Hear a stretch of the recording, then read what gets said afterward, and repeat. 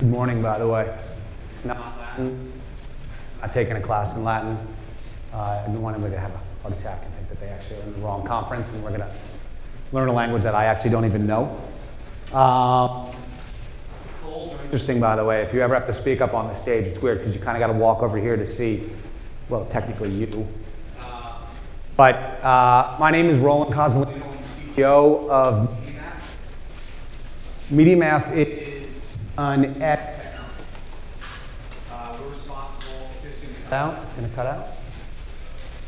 All right, there we go. That's better. MediaMath is in the advertising technology space.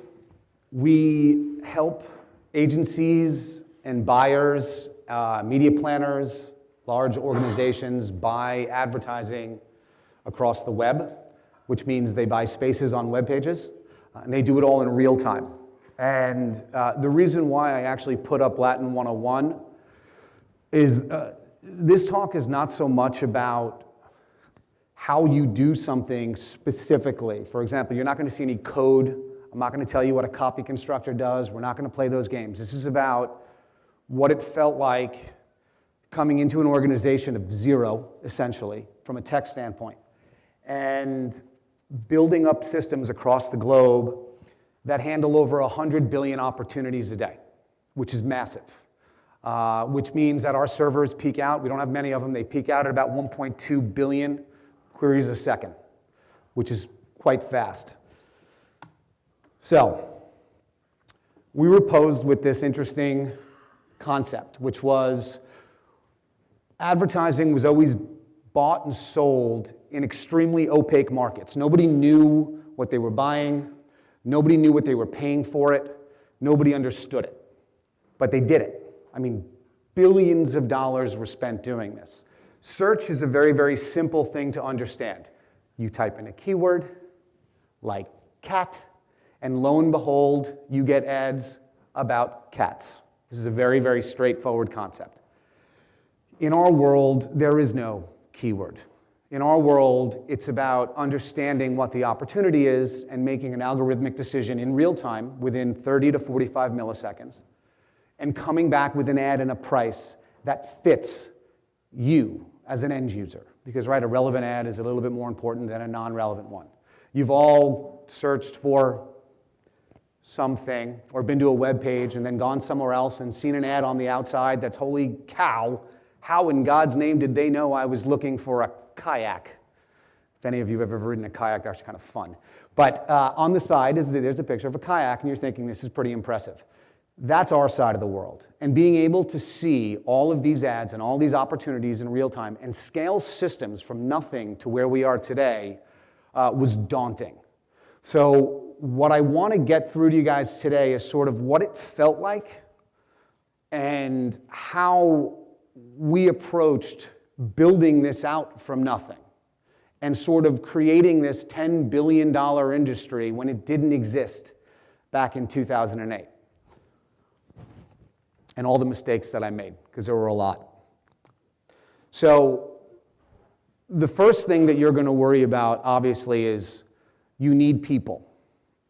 I could stand up here and tell you that I did an enormous amount of stuff. I didn't. I had people who did this. I had people who took things that I architected or designed or created and made it viable. It wasn't me. I mean, at the end of the day, I get to stand up here and tell you that almost it was, but it wasn't. I'd be lying if I said it was.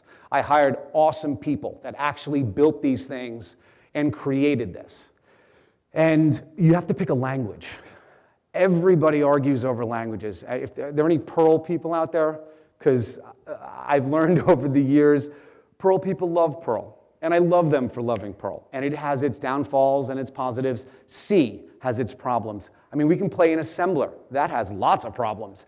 Java and Ruby and Go and Scala. And we can go all the way down the chain. We can go to Node.js. We can go to all the different systems that exist today and say, look, this off-the-shelf product solves my problem. We didn't look at it that way. We said, we've got a big problem. How are we going to approach this? We chose C++, primarily because I'm old, which means that I like to code in C++.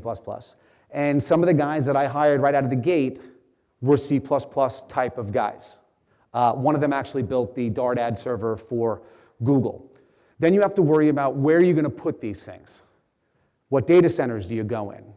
How much money do I have? The company wasn't giving me much money, or any of us much money, to build anything. So that's always an interesting concept when you're sitting there playing with, I got to build this massive thing. Even though there's no seller and there's no buyer, I'm going to make believe out of the gate there's this thing that we have to build. Then you get into, how do I architect this? Which is same problem. Like, how do you architect something that there is no demand for? But you're betting on the fact that I think there will be demand. So you approach the problem as if it happened all the time. And honestly, the approaches that we use, whether you're in finance or you're in retail, or you guys can be in, pick something, consumer goods, porn, for all I care. Point is that you're going to find these approaches actually work across the board no matter what you're designing, which is kind of a cool thing.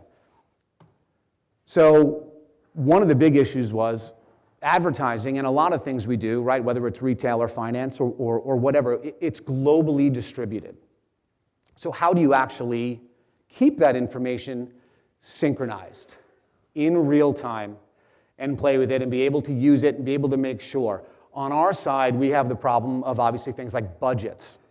I don't give a server $20 and say, go spend money. I give 300 servers $20 and I say, none of you spend more than the $20 and you better all talk to one another. So we had these massive, massive synchronization problems, and we had to deal with it, and it's across the globe. We today are in 9 data centers across the globe. Which obviously all you guys know, and a lot of you are probably on the network side of the world, you run into latency issues. You run into everything known to mankind. And when you're getting 1 billion of these things a second, 1.2 billion a second, you don't have much time to make a mistake. And when you make a mistake, and believe me, I have, you spend hundreds of thousands of dollars in 30 seconds accidentally, and you go, uh-oh. So we dealt on that side of the world. Then, of course, there's this thing that everybody always talks about. We call it our platform. Everybody aspires to build a system that other people can integrate with, right? If you don't go into the problem in an egotistical way, thinking that I'm going to solve this better than you because I've been doing this since I was 8, you're actually going to solve a small problem and let people around you and companies around you evolve. I won't show you the chart. There's a chart called a Lumascape. I hate it. But that said, it's cool because it's extremely representative of the ad tech industry, which shows literally hundreds of companies that spun up over the course of 4 years to solve very specific problems in our world. And why were they able to do that? Because when you start becoming the underlying pinnings of an entire ecosystem, people can advance their technology and build on top of you. We can argue over what kinds of APIs you use, whether it's RESTful, whether or not you use JSON. Do you use XML, Yahoo? Do you go into protobufs like Google? All these types of things came into play. And then now you have the problem of, well, if I'm going to open up the API, who's allowed to touch it? What type of auth do I put in place? What type of security? You'd be surprised. Even in ad tech, they actually think that it really matters if they run over SSL. Okay. So we'll run the ad over SSL. But it mattered to them, so we had to deal with it. So all of these things go into this big equation, and you're left with this giant bag of stuff. And you say to yourself, at the time, because it was me, what now? And then you think back to all the things you thought about. And then the first thing you do, I had a pad, I left it upstairs. I was going to show you. I don't know. They say visual cues are fun. You breathe. So we're going to talk about a chinchilla. Why? Not because any of us actually care about the chinchilla, although it's an ongoing joke, that and ponies, because you can't solve the problem in a day, right? Breathe, go to sleep, take your notes, architect on paper, design, think, prepare. The more you prepare, the better it will be. If you start coding as soon as you think you've solved the problem, I will bet you any amount of money I will make it crash. Because you'll forget those little edge cases. You'll forget those subtle things, whatever it may be. The fact that there are so many people attacking your network at the same time. The fact that there are a whole group of people in another country who are praying to God, they could bring you down because they're going to figure out a way to arbitrage the fact that you made a mistake in your code. So we actually all stopped. And as I hired people more and more, we would sit in our design sessions and we spent a long time. The quote whiteboarding, right? I've always heard, I love the answer, we whiteboarded the solution. That's cute. But I mean, we literally whiteboarded everything. We drew everything out. We had beers and talked about how in God's name are we going to distribute this information? Well, there was MPLS at the time. There was the concept of peering. There was the concept of can I blast this information across the network and make it think that it's actually our internal network? So maybe we co-locate. Maybe we do this, do that. Do you use UDP? Do you use whatever it is? And that's sort of how we approached it. And we took a deep, deep breath and designed a system. And I know this sounds obvious. I hope it sounds obvious to all of you. Because you're going to, of course, you do that. But you know how many times none of us do that? You know how many times, I have done it, right? You sit down, you're like, I got that. And you go code it. Don't do that. That's hence the title, Latin 101. A lot of this should be obvious to you. The point is, I'm going to try to grind it into your head because I've been doing this for 23 years. Successfully, thankfully, with a lot of help from a lot of people. But when you sit there applying these very, very basic, seemingly obvious things to these problems, you end up with systems that crush it, literally crush it. Like I said before, we have 250 servers, 250, handling almost 100 billion opportunities a day. The next closest guy has around 10,000, and they handle 50 billion. So when you really, really think about and apply what it is you have learned, you have experienced, you have done, you start to build really cool systems. And I tell guys all the time, my value is actually not in knowing what to do, it's in knowing what not to do. I can't tell you your idea is bad. I can only tell you these are the things where we all make mistakes, and that's going to be a problem, so think about it again. That's it. All right, let's get into something a little bit more technical and kind of fun. So, today I think there are about 50 companies that send us ad opportunities. Again, just to stress it, they're called impressions. If I say the word impressions, I apologize. When you go to a web page and there's a whole bunch of ads up, you notice they pop up. Right? They take a couple of seconds, some of them they're really slow, etc. Those are going to an exchange. When somebody buys them ahead of time, because, for example, Tiffany's bought the homepage of the Wall Street Journal, you end up with this page with a whole bunch of Tiffany ads on the Wall Street Journal. That's a direct buy. Everything else, almost, is going to bleed into what's known as remnant. Remnant hits a bunch of ad servers or a bunch of exchanges, and then they distribute it out globally and say, who wants this? That's our world. So the 5 to 10% that are sold direct make up most of the money, unfortunately. But the other 90 to 95% are hitting our servers and saying, do you want it, do you want it, do you want it, do you want it, over and over again. And you only have so much time, right? Nobody likes their page to hang. Nobody wants the page to just sit there and like drift away, and the next thing you're looking at, you're thinking, oh my God, this is annoying, and then you change pages, and lo and behold, the ad didn't work, and then the client's pissed, and the publisher's annoyed, and everybody gets angry. So they all put a limit on it, and they said 30 to 45 milliseconds. So you have to respond in 30 to 45 milliseconds per ad, which is a fun problem to solve on any computer. So I'm going to give you one opportunity.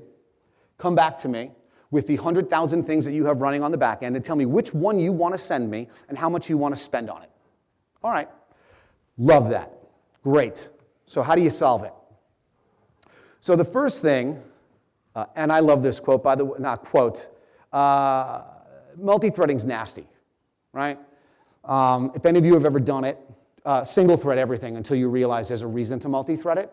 Because I've seen enough guys say, well, I can get a lot of speed if I multi-thread all this stuff. Because look, it uses all the cores. Yay. Yeah, not efficiently, not unless you know what you're doing. So again, when you architect it out cleanly, you actually can look at the problem and say, this is a problem that gets solved Because I can take advantage of a lot of cores. Because I can distribute the problem across all of these things. I can handle the fact that I have to respond, that I have to receive, that I have to queue, that I have to do a whole bunch of stuff and start dedicating CPUs, which is a good problem for multi-threading. So we multi-threaded our servers. We multi-threaded them in the sense that sort of a first in, first out problem. You come in, we can talk about design patterns, I'll get to those later. You come in, I throw it onto a giant queue, worker threads come and yank that stuff off as fast as it can. Somebody go process. This way, if one of them can't process it, at least it could, I'm out and tap out and another guy can go. It was interesting too as a problem from a computer science standpoint. How do you handle the fact that Google sends me more than a company like, which probably not many of you know, PubMatic, which is a small exchange?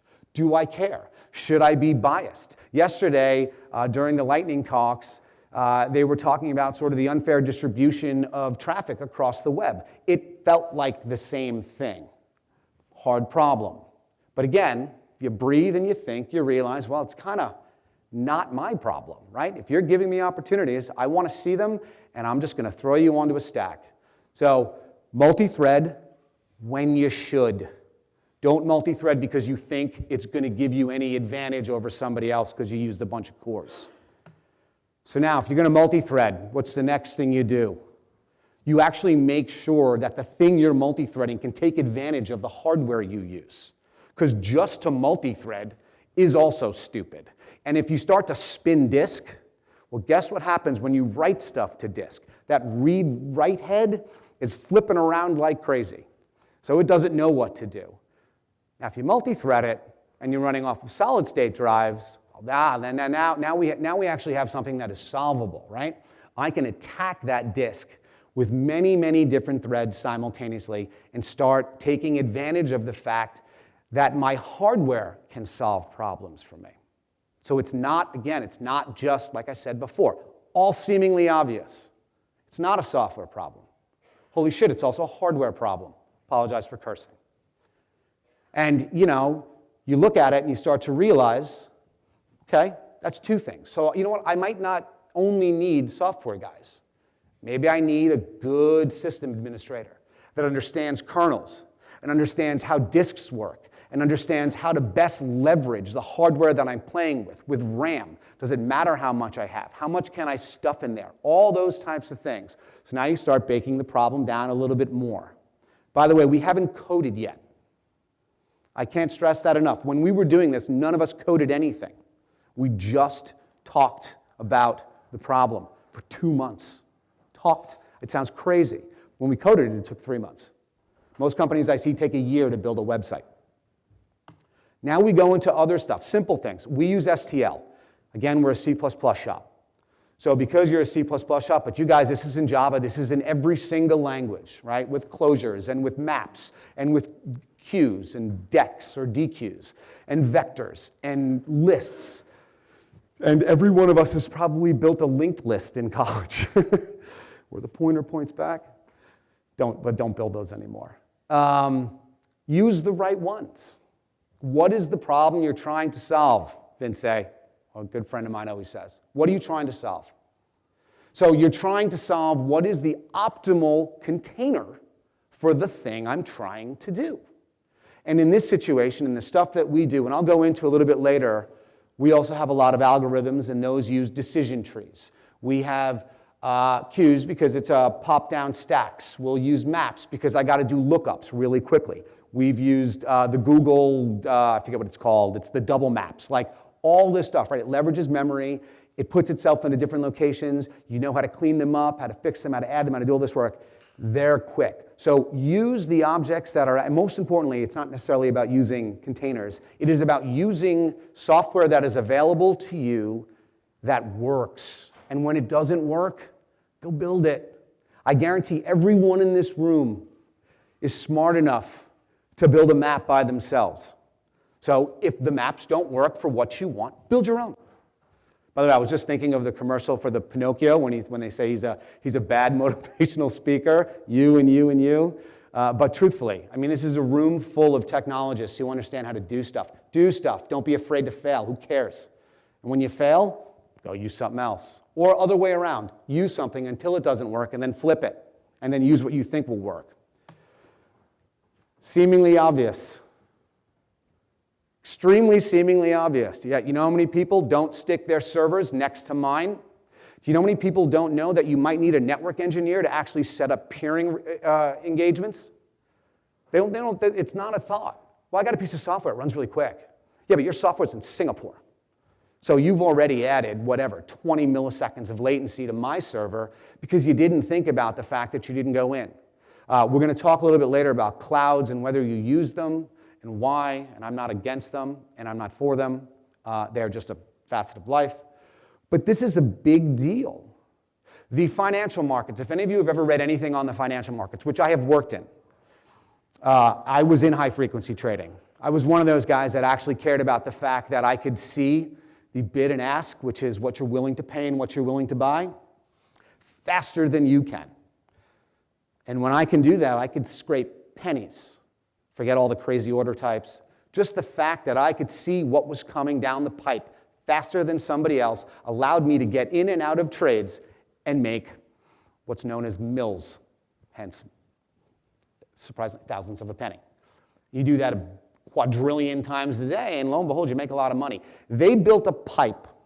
There was a company whose name I can't remember. They built a pipe from the Chicago Stock Exchange all the way to Secaucus, New Jersey, because that's actually where the stock market is. They drove and plowed line through towns and areas, all to gain 30 or 15 to 30 milliseconds. They shaved off of a trade between the two exchanges. Because now you could actually see the exposure of an options trade versus an equity trade. And lo and behold, I could start to find the discrepancies between these things. That's co-locating, that's peering, that is taking advantage of something that we didn't talk about before, which is now networking. Sweet. So we need a network engineer. Tie it back to the original problem of who do I hire? So we got us a couple of really, really good network engineers. And they set up peers across the globe with everybody and their grandmother. And I actually can talk to Mrs. Fields Cookies if I really want to, I think, really quickly. So we could order food as fast as we want. The point is, again, not software. It's everything. So now, we're going to go back to the container types and how you figure out what you're doing. There's a funny thing in our world. When an ad hits your page, you would think I know that I sent it to you. I don't. Why? Because everybody was too lazy to tell me that I won. I mean, imagine you went to a store and bought a product, and they handed you a bag, and it had weight to it, and it was always the same weight. And the only time you could figure out if you actually bought the product you wanted is if you opened the bag when you left the store. That's what buying ads is like. So we had this weird issue of, well, how the hell do I know if I won? Because I got to decrement the budget, and these things are coming across so quickly, and granted, you win them at like pennies. But still, pennies add up really quickly when there's 100 billion of them. So how do you queue your responses? What this brought us into for the first time in my life, literally, first time in my life, I actually went through and read every single STL container and what it did and why. Just because I needed to understand what is the best type of optimization for these things. And lo and behold, just like software you grab off the shelf, every single thing is designed for a purpose. Learn it. Don't get comfortable with the things that you know because you've used them before. Learn something new. Learn a new language. Learn a new container type. Find a new plugin. Find a new anything. Bring this stuff into play. We used, I think I used Dex for this. And then we have vectors, and I have maps, and I have lists. And I actually applied a lot of STL containers all across the board just because I needed to understand where I was. So we queue these things. And I'm going to give you a little anecdote of me screwing up. So after you send out a, hey, I want to buy this, and you go to the cashier and you tell them, I'm going to give you, here's my $5, and they give you the bag. I have to wait for the response back. So when the ad hits your page, there's a pixel on it. If anybody doesn't know what that is, a pixel is a 1x1 transparent image, and all it does is make an HTTP request. And the fact that it made an HTTP request allows it to hit my servers and tell me, hi, I won, and it cost you 18 cents. That little tiny thing is huge, but I got to wait for it. So even though I got to respond in 30 milliseconds, there's an exchange, there's the ad page render, there's the publisher page render, there's a whole bunch of stuff that happens. They take some time. So by the time you're done, you're looking at probably a minute before it comes back to me and tells me, congratulations, you are the proud owner of an ad on Rotten Tomatoes. Yes, right? Woohoo! So the thing comes back. So the first thing I did was I said, great, I'm going to put this thing into a queue, a standard queue of some form. I'm going to hold these things, and I'm going to wait. I'm going to say, well, after 5 minutes, I'm just going to assume I didn't win. So think about that problem for 2 seconds. After 5 minutes, I'm going to assume I didn't win. What does that mean? After 5 minutes of the thing I dropped onto the queue, there's millions and millions of those. Or do you do what I did, stupidly, and say every 5 minutes, go wipe the queue, which is what I did. So again, you make mistakes. It's okay. So obviously, lo and behold, the damn thing goes on. I'm at 4 minutes and 59 seconds. I put the thing onto the queue, and bang, it goes off the queue, and apparently I win, but I have no matching thing. So I'm like, I don't know who won. And now I'm screwed. So we all make mistakes. So you learn how to solve that stuff. But that's okay. Sounds crazy. If my CFO or my COO were here, they'd kill me in saying that it's only money. As technologists, we recognize the problem isn't about, somebody asked me last night, what is your definition of success? And I bet if I asked all of you independently without anybody actually hearing, and I said, what do you define as success? You would tell me that the thing that you wrote, the thing that you built, the thing that you pushed out, either defined something so new and cool or accomplished more than you ever believed it could, and you were so proud of it. That's what technologists do, right? It's not about the money. So forget about the fact that you're going to make mistakes. You're going to blow through budgets. You're going to screw things up. It's okay, because the end goal is going to make money. The end goal is going to be successful. You're going to do stuff, and your CFO is going to love you. All right. So we're going to breathe, because now we're going to code. We're going to stop. We've laid everything out. By the way, these are all real facts about a chinchilla. If you didn't notice this. They actually take dust baths. And I didn't realize there was a baby underneath it there, which was kind of creepy because it looks like it's eating it. But you stop and you think again. And you make sure you collect all your notes, you design your documents, you lay your stuff out, you hire your people, you get everything in place, and you say, okay, I'm going to build a system that crushes it now. And now you start to code. And now you start to put people into place and you start to assign them. Who do you give them to? Do you run Agile? I hate the concepts of Agile and Waterfall. I hate them. I hate them not because they are not good things. I hate the fact that people use them and interchange them as if you've done something wrong if you've created what is known as waterfall. You know what happens when you build something from scratch? It's called waterfall because you didn't have anything before. So how can I run something Agile when it's never existed, when I need all these things in the first place? And if I don't build those, I can't build those. So we're not going to use those terms, but the point is figure out how to organize your groups. Keep them small. Small groups. I found small groups are the most effective things you can have. Don't put 20 people together in a room. There's no communication. Nobody talks to one another. And when they do talk to one another, everybody's sort of trying to jockey for power. So get your group small, organize them in a way that is intelligent for you and intelligent to get to your end product, which is whatever that may be. All right, we're going to go to another thing. This one is nasty. And this one's kind of cool because this involves a whole different area of technology than what we were just talking about. In our world, it's called attribution. So there's a very, very simple thing, which is if I serve you an ad, I want to know how effective it was. There have been, the math alone is mind-numbing of what they've done over the years to determine if a television ad has actually had impact.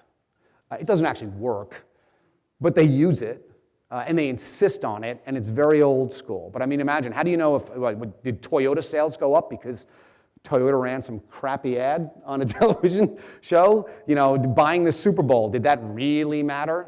It's very hard to measure. On the web, now I kind of know whether it worked, right? You clicked it, you bought the product. I was able to keep track of the events that had occurred after I had sent you an ad.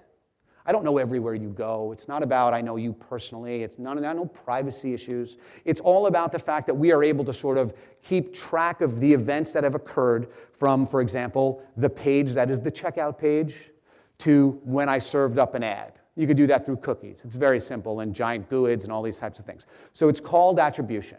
And we have to go look back over a 30-day period, over billions and billions and billions of ads served, and match one thing against it, just to say, is there a join between this guy buying the product and did I serve him an ad? How long was that gap? What was it? So this brings us into some really, really complicated stuff. So here's a fun one. Everybody always talks about real-time stuff. Everybody. In my world, they do. And they all talk about how hard it's so hard to do stuff in real time. Let's batch it, right? Let's send us big, giant buckets of stuff. And let's take some time, and we'll FTP it over to you. And you can go weed through it. You can play all these games. You can figure out the massive amounts of database structures and all these types of things you need to do. You know what's actually easier? To solve the problem in a small silo and to just do it in real time. So when you could take advantage of stuff that's coming across in real time, do it. Right? When an ad comes back across, or when you buy a product and it hits one of my servers and it happens instantly, I could then take that one thing that hit me instantly. These are computers. These are fast machines now. Take that one thing, slow time down as if you're Superman flying around the world, and go look up against not as many records as you would believe. And then go say, is there a match really quickly? And if there isn't, then go batch it and figure out, all right, I couldn't find one in the past 24 hours. So I'm going to go throw it on the queue that says, go hunt through the database for 30 hours or 30 days, and we'll play that game. But take advantage of stuff in real time when you can, because it isn't as hard as you think.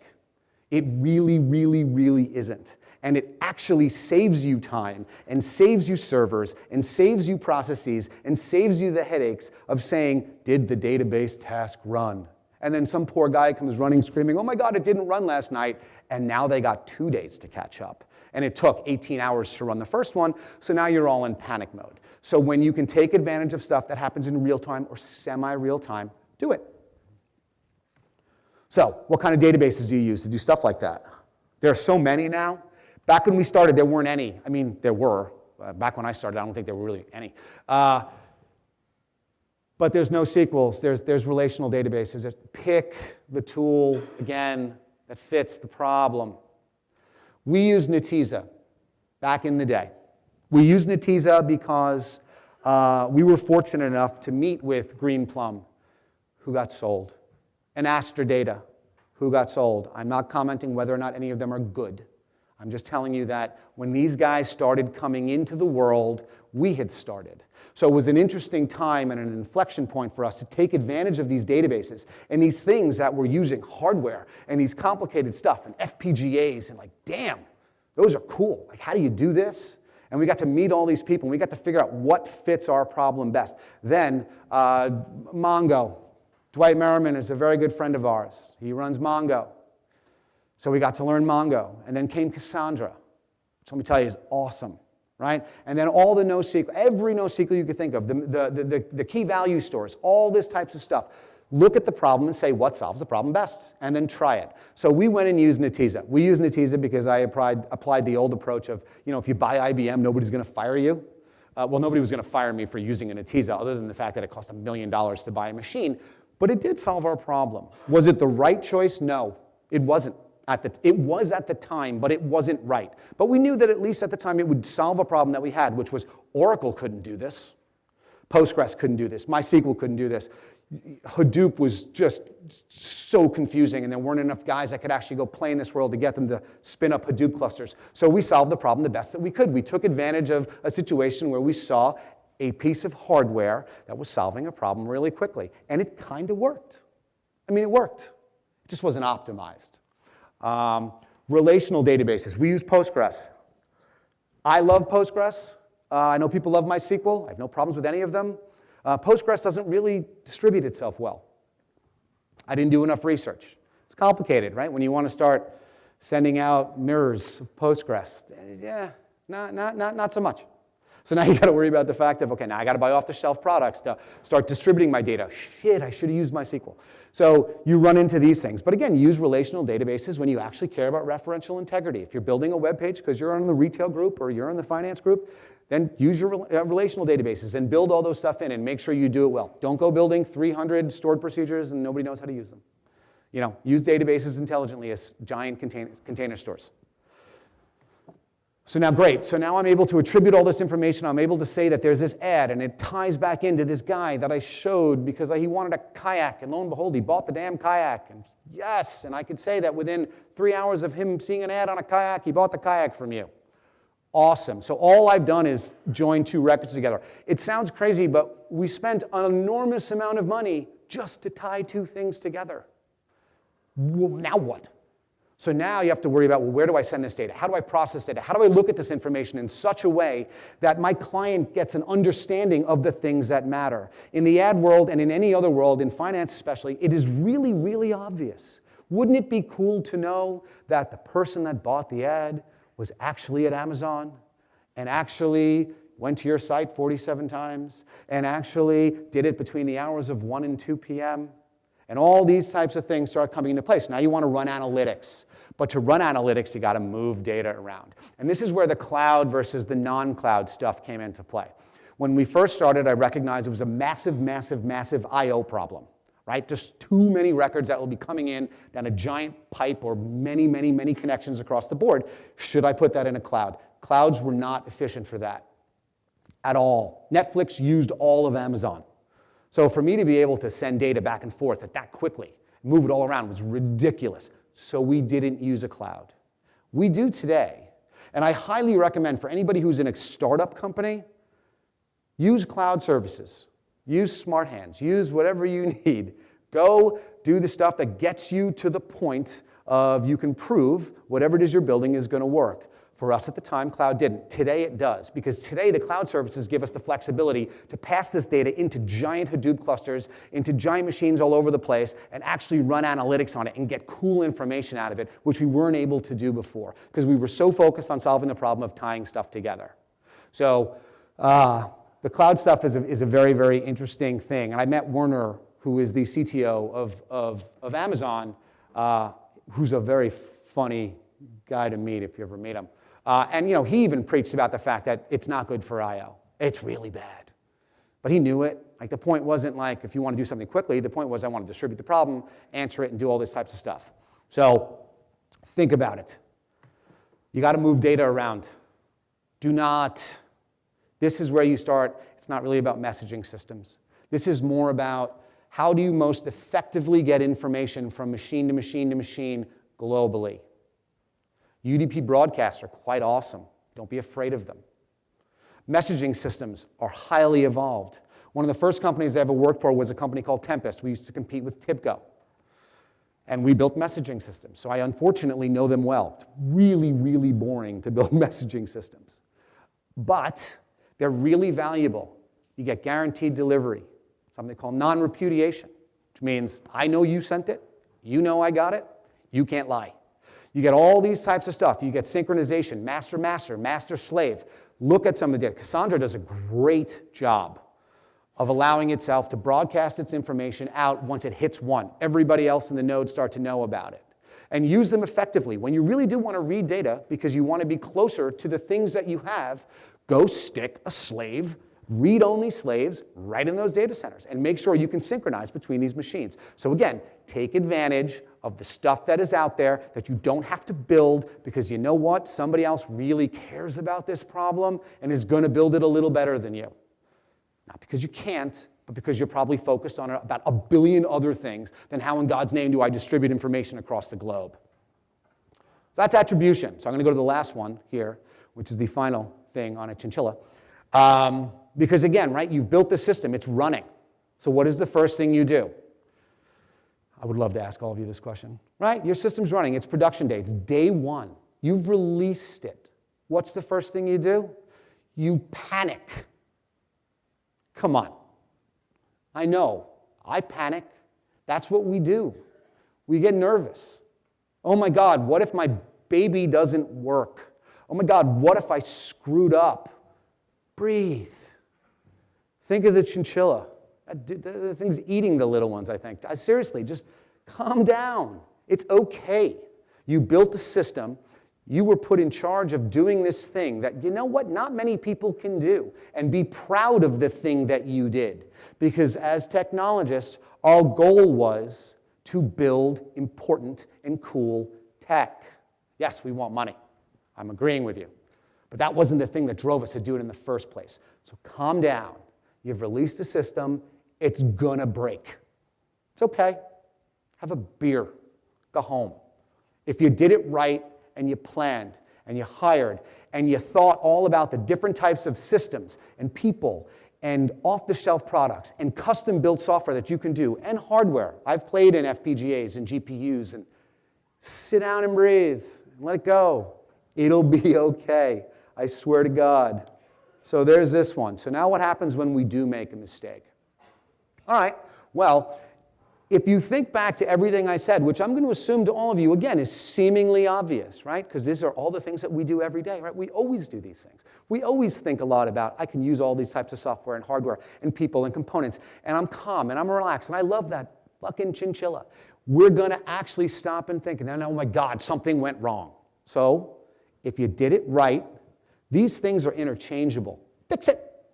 Fine. Don't worry about it. Enjoy and embrace the mistake.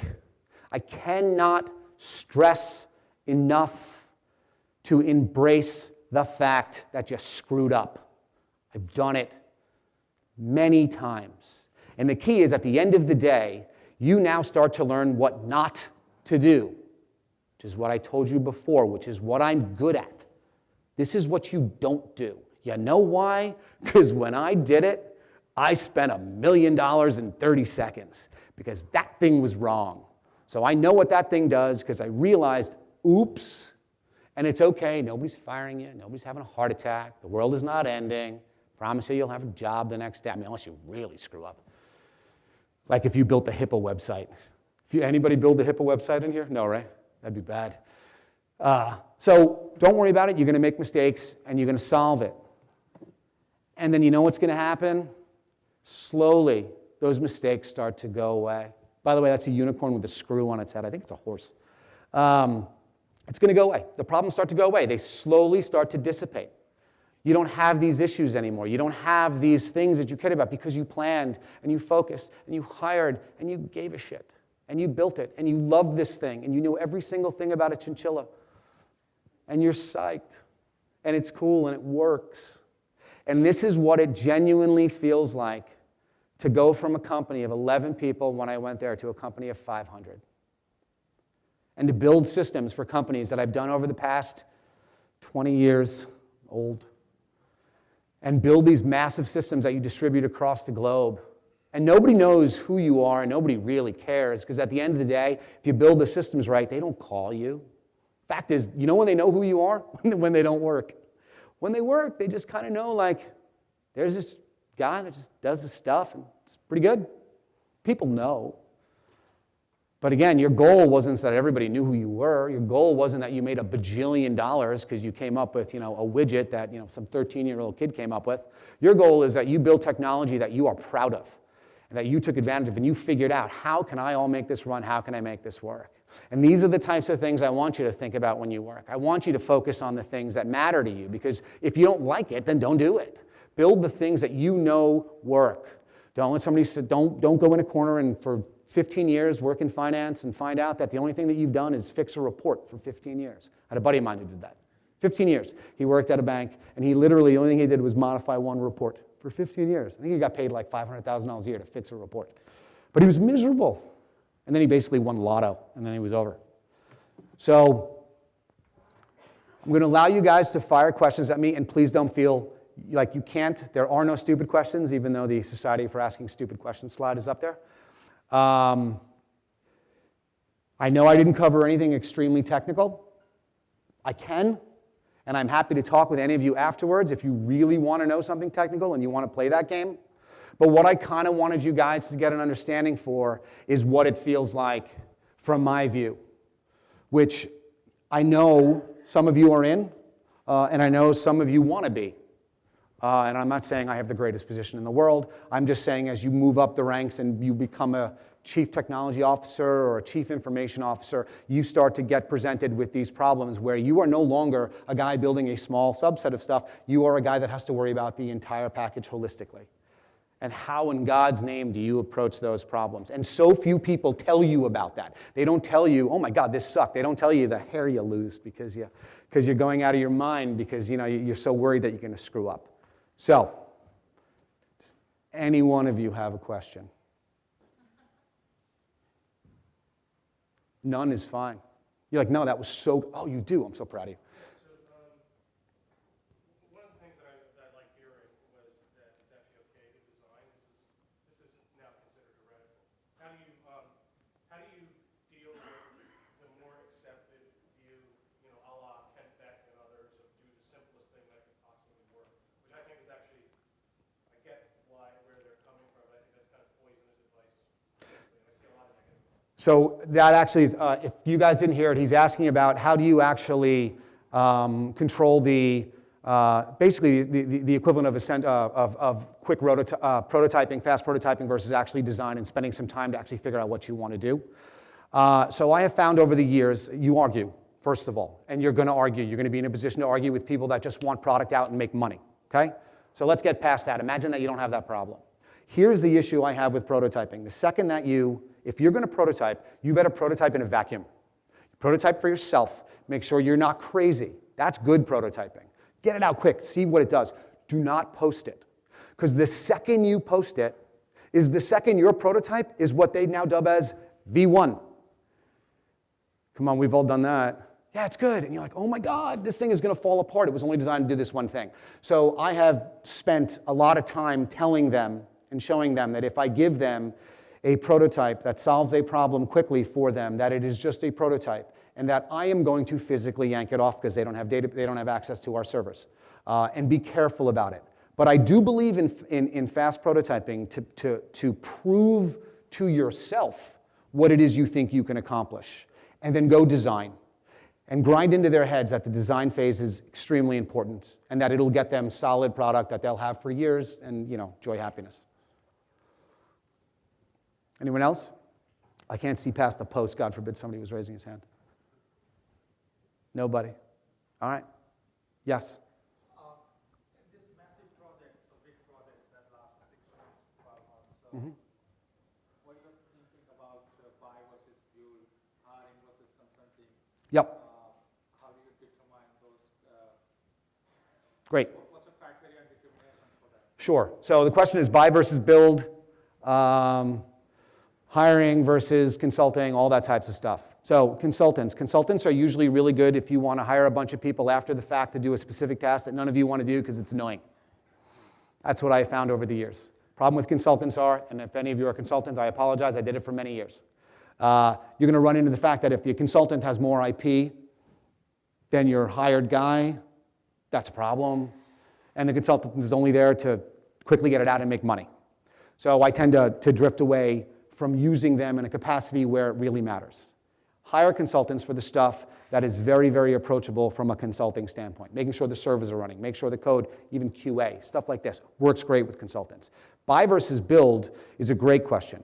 And the way that I've always approached buy versus build is I look at the problem and I say, okay, well this thing needs, I'll give you an easy example. I need a key value store. I mean, a key value store is really just, let's be honest, it's just it's 2 pointers, right? Like, it's not really hard to do. However, I don't have to build one because there is one. So I'm going to try it, and then I'm going to test it, and then go back to the prototyping concept. I'm going to see what works for me. So I actually go through and test the off-the-shelf products and see what works best. Even companies. Are there companies that I can purchase that solve a problem that we don't have? And then when you find out that that thing is going to fall apart in areas that you knew would probably not work, that's when you go to build. But it is a fine line between what can I use to get my product out into the market quickly, and if you know you can swap it out easily enough, then the buy side comes in really, really strongly, because then you could put something in quick enough that helps you get to the next stage, and then come back and say, if I do this in this way, it'll give us a longevity of so much. But you have to actually test them all. I hate to say that. Anyone else? Cool. Thank you, by the way. Coming up next, you have Chris, who's awesome, from NS1. Please stay around and listen to him because they do DNS, and they do it in such a cool way that you will enjoy his speech. I've seen it. But thank you guys a lot.